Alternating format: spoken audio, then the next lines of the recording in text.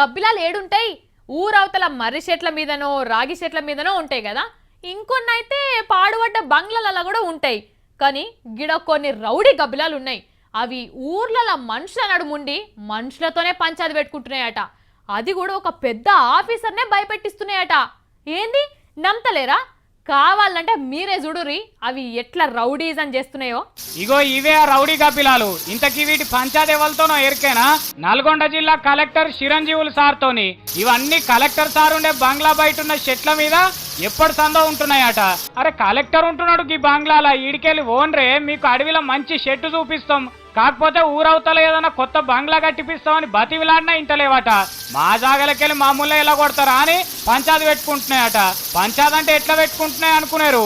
వీటి లొల్లితోని కలెక్టర్ సార్కు ఇంటికి పోవాలన్నా కూడా భయపడేటట్టు చేస్తున్నాయట.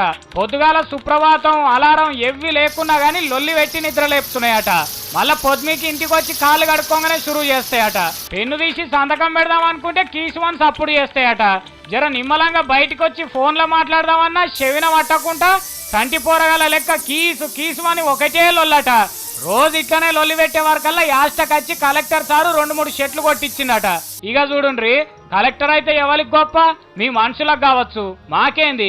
నిన్నీయాల మేము ఉండే తానకొచ్చి మమ్మల్ని ఎల్లగొడదాం అనుకుంటాడా ఈ కలెక్టర్ అని సార్కు నిద్ర పట్టకుండా చేస్తున్నాయట.